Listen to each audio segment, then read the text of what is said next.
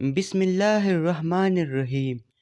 دوستو، آج کی اس ویڈیو میں ہم ذکر کرنے والے ہیں اس واقعے کا کہ جب یزید کی قبر کو کھدوایا گیا۔ آخر اس واقعے کی کیا وجہ تھی؟ کس نے اور کیوں یزید کی قبر کو کھولا؟ یہ واقعہ یزید کی وفات کی کتنے سال بعد پیش آیا؟ دوستو، یزید نے اپنی زندگی میں ہی اپنے بیٹے معاویہ کو اپنا جانشین مقرر کر دیا تھا۔ یزید کی 12 بیٹے اور 5 بیٹیاں تھیں، لیکن اس کو اپنے بیٹے معاویہ سے بھی انتہا پیار تھا۔ اس کی تعلیم و تربیت بھی شہزادوں کی طرح ہی کی گئی۔ یزید چاہتا تھا کہ اس کا یہ بیٹا اس کا حقیقی جانشین بنے۔ یزید نے حکومت سنبھالتے ہی اپنے 2 بیٹوں خالد اور معاویہ کو اس وقت کے بہترین استاد المخصوص کے مکتب میں 3 سال کے لیے بھیج دیا۔ شیخ المخصوص بھی جانتے تھے کہ یزید کا جانشین معاویہ ہے، اس لیے انہوں نے اس کی تعلیم و تربیت پر خوب محنت کی۔ 61 ہجری میں جب واقعہ کربلا پیش آیا تو شیخ المخصوص کو بہت تکلیف پہنچی، چونکہ آپ کا دل محبت اہل بیت سے تڑپتا تھا۔ اس لیے آپ نے یزید کے ان دونوں بیٹوں کو عظمت اہل بیت سے خوب روشناس کروایا۔ ایک طرف کربلا کا واقعہ پیش آیا اور جگہ جگہ یزید کے خلاف بغاوت اٹھنے لگی۔ دوسری طرف معاویہ جو یزید کا جانشین تھا، اس کی تربیت ایک سچی عاشق رسول کر رہے تھے۔ واقعہ کربلا کی تیسری سال 683 عیسوی میں یزید عبرتناک موت سے دوچار ہوا تو معاویہ ابن یزید 20 سال کی عمر میں تخت نشین ہوا۔ جیسے ہی معاویہ ابن یزید تخت نشین ہوا تو استاد محترم کی محنت رنگ لانے لگی۔ اس نے آتی ساتھ ہی واقعہ کربلا کی تحقیقات کی اور محض 40ویں دن لوگوں کو اپنی بیعت سے آزاد کر دیا۔ بعض روایات میں معاویہ ابن یزید نے 3 ماہ تک حکومت کی۔ 20 سال کی عمر جوانی کا ایک ایسا دور ہے کہ جب انسانی خواہشات کی موزوری عروج پر ہوتی ہے۔ یزید کا جانشین ہونا اور پوری اسلامی مملکت پر حکمرانی کرنا اپنی تمام جائز و ناجائز خواہشات کو پورا کرنے کے لیے بہترین موقع تھا، لیکن معاویہ بن یزید نے تخت پر بیٹھتے ہی واقعہ کربلا کی تحقیقات کی اور حالات کا بہت باریک بینی سے جائزہ لیا۔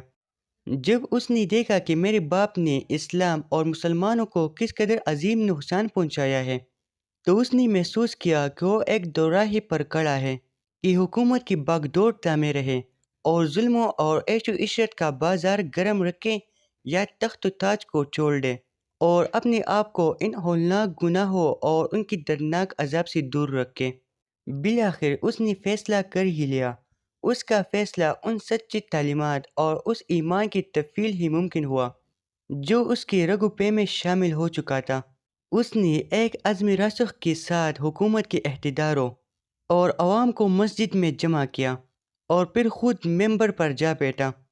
اس نے اپنی تقریر میں سب سے پہلے خدا کی حمد اور اس کے بعد رسول اللہ صلی اللہ علیہ وآلہ وسلم پر درود بھیجا، اور پھر وہ یوں کہنے لگا: میرے بابا یزید کو جب حکومت ملی تو وہ اپنے اعمال اور بدکرداری کی وجہ سے ہرگز اس کا اہل نہیں تھا، لیکن وہ بھی اس پر قابض رہا اور اس کا نفس اس سے بدترین کاموں کی ترغیب دیتا رہا۔ وہ اپنے برے کاموں پر بھی فخر کرتا تھا۔ اس نے خدا کی بتائی ہوئی حدود سے تجاوز کیا۔ رسول اللہ صلی اللہ علیہ وآلہ وسلم کی اولاد پر اس نے بدترین مظالم ڈھائے، لیکن اس کی حکومت کی مدت بہت ہی تھوڑی تھی اور بہت جلد اس کی شرمناک زندگی کا خاتمہ ہو گیا، اور آج وہ اپنے اعمال کے حساب کتاب میں الجھا ہوا ہوگا۔ جب معاویہ بن یزید کی بات یہاں تک پہنچی تو اس کا گلا رک گیا۔ کافی دیر تک وہ بلند آواز میں روتا رہا۔ اس کے بعد وہ دوبارہ لوگوں سے ہم کلام ہوا اور اس نے کہا: اے لوگو، میں تمہارے گناہوں کا بوجھ اپنے کندھوں پر نہیں اٹھا سکتا اور نہ تمہاری دوستی کا طوق اپنی گلی میں ڈالوں گا۔ میری خواہش تو یہ ہے کہ حکومت شہزادہ حسین امام حضرت زین العابدین کے حوالے کر دی جائے، یا اب تم خود جو بہتر سمجھو وہ کرو، یا وہ حکومت کرے جس کا تم انتخاب کرو۔ میں اپنی بیت سے تم لوگوں پر سے ہاتھ اٹھاتا ہوں اور اس خلافت کو ٹکراتا ہوں۔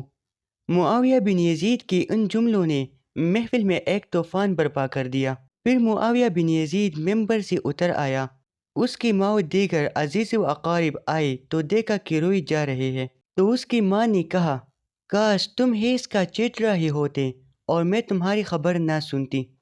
اس نے کہا خدا کی قسم میں بھی یہی چاہتا ہوں، اگر میرے خدا نے مجھے معاف نہ کیا تو میرے لیے برا ہو۔ اس کے بعد بن امیہ نے شہزادے مروان بن حکم کے ہاتھ پر بیعت کر لی اور اسے تخت پر بٹھا دیا۔ مروان نے اپنا دارالحکومت مستقل طور پر دمشق منتقل کر دیا۔ بنو امیہ نے شیخ عمر المخصوص کو زندہ درگور کر دیا کہ تم نے ایسی تربیت کیوں کی کہ معاویہ بن یزید نے بڑے دربار میں بنو امیہ کو رسوا کر دیا۔ اس کے چند دن بعد ہی معاویہ بن یزید کو زہر دیا گیا۔ 684 عیسوی سے 685 عیسوی تک مروان بن حکم نے حکومت کی۔ پھر اس کی وفات کے بعد مروان کے بیٹے عبد الملک نے 685 سے 705 تک ایک طویل عرصے تک حکومت کی۔ پھر 705 عیسوی سے 715 عیسوی تک عبد الملک کے بیٹے ولید نے حکومت کی۔ اس کی دور میں سندھ، اندلس اور دیگر بہت سی ریاستیں فتح ہوئی۔ اس کی دور میں شہزاد حضرت امام زین العابدین کو زہر دیا گیا۔